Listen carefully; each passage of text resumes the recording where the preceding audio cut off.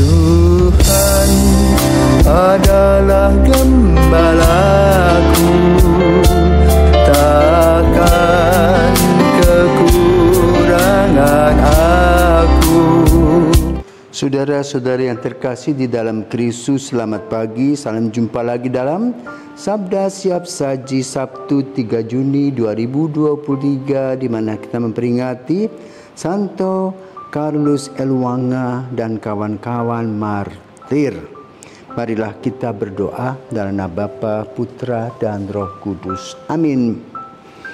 Marilah kita bernyanyi dengan gembira memuji kejayaan para kudus yang dibunuh demi Kristus. Berkat imannya yang kuat dan dibantu oleh rahmat, mereka bertekad bulat setia sampai akhir hayat. Meskipun diancam maut, tidaklah mereka takut, sebab Tuhan mendampingi dengan kuasa ilahi. Mari mohon kepada Tuhan agar kita digabungkan pada rombongan pahlawan sepanjang segala zaman. Amin. Bapa yang penuh kasih, panenan Engkau sudah membuat darah para saksi iman menjadi benih yang menumbuhkan umat baru di Afrika. Semoga Allah dan gerejamu di Afrika yang sudah disiram dengan darah Santo Carolus dan kawan-kawannya membuahkan panenan berlimpah-limpah. Demi Yesus Kristus Putramu dan pengantara kami, kini dan sepanjang masa. Amin. Tuhan bersamamu dan bersama rohmu. Inilah Injil Yesus Kristus menurut Markus. Dimuliakanlah Tuhan.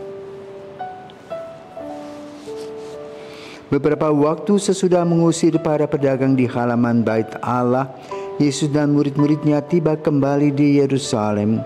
Ketika Yesus sedang berjalan-jalan di halaman Bait Allah, datanglah kepadanya imam-imam kepala, ahli-ahli Taurat dan kaum tua-tua.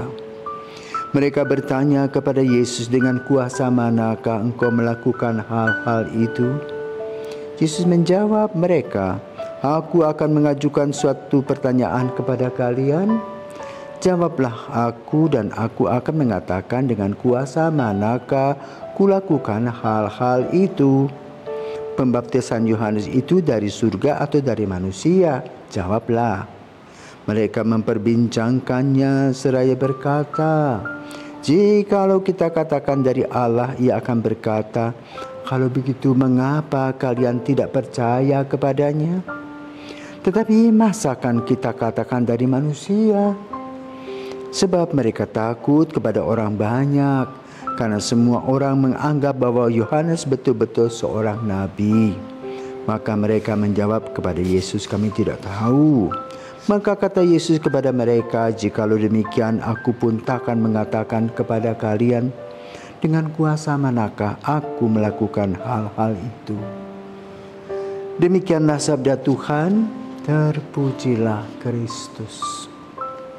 Saudaraku terkasih, peringatan Santo Carolus Elwanga dan kawan-kawan tentu membuat satu percikan iman, harapan dan kasih di Afrika.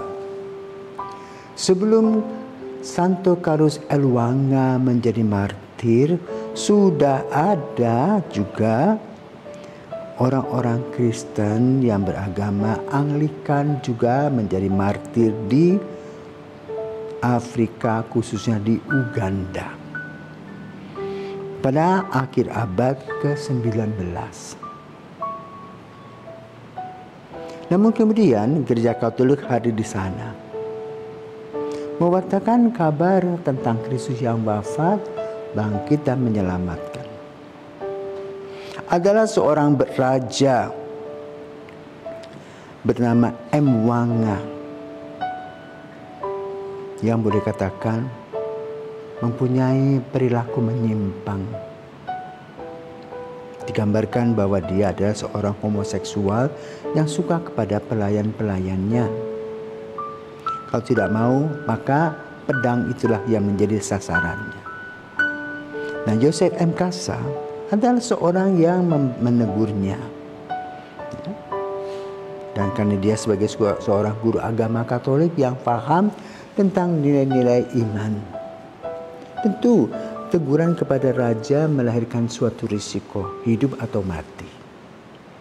Tapi Yosef M. Kasa terus bergerilya, mengajarkan tentang iman, harapan, dan kasih, mengajarkan tentang Yesus Sang Juru Selamat di istana. Dan sudah cukup banyak orang-orang yang mengikuti Kristus. Antara lain Carlos Elwanga dan kawan-kawan. Namun kemudian ketahuan bahwa Carlos beriman Katolik. Maka dia ditangkap dan harus berjalan 60 km dan kemudian dieksekusi bersama dengan teman-temannya di Uganda.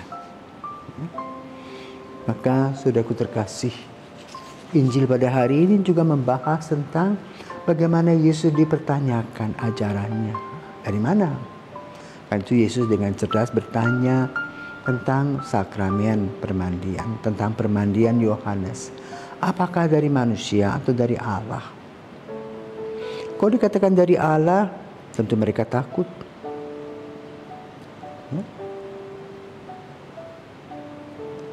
Kenapa takut?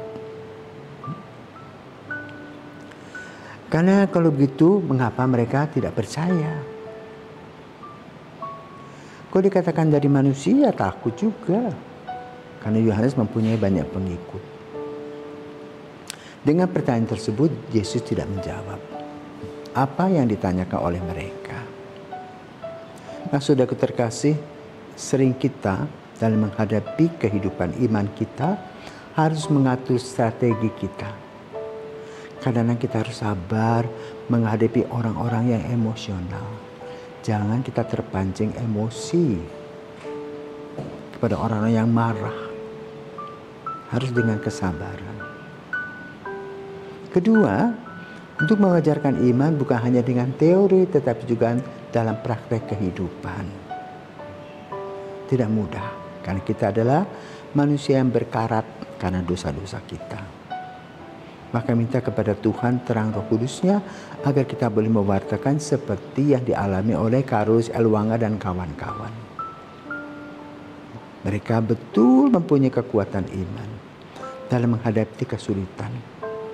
Dan kita di Indonesia ini, negara Pancasila, lebih nyaman. Karena apa? Semua orang yang beragama dihargai dan dihormati. Duduk sama rendah, berdiri sama tinggi. Walaupun kadang-kadang ada hambatan. Tapi hambatan-hambatannya tidak sekuat yang dialami seperti oleh Carlos Elwanga. Apa yang harus kita buat sebagai seorang beriman Kristiani di Indonesia? Akhir-akhir ini kita mendengar dari pertemuan-pertemuan di NTT. Banyak terjadi human trafficking, itu menjual manusia. Dari situasi ekonomi yang amat sangat lemah, maka ada satu anak yang biasanya ingin menjadi hero, pahlawan, dan ingin pergi menjadi TKW. Namun kadang-kadang tidak beruntung. Kenapa? Masalah keterampilan tidak dimiliki. Maka di sana terjadi penganiayaan dan pulangnya menjadi jenazah. Jadi human trafficking itu dilakukan juga oleh orang sesama Katolik. Menjual orang-orang yang kecil untuk mendapatkan keuntungan. Karena apa? Ketika dia mengirim TKW-nya juga, dia mendapatkan juga laba.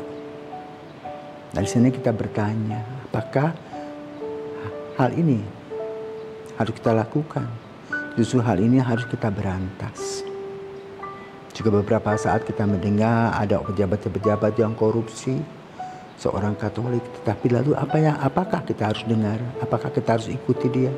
Nah, disinilah pertanyaannya. Apakah pantas seorang Katolik memberikan contoh kegelapan itu? Maka pada hari ini, melalui peringatan Santo Carlos Elwanga, kita perlu bertanya diri. Apa yang aku lakukan? Apa yang aku kerjakan?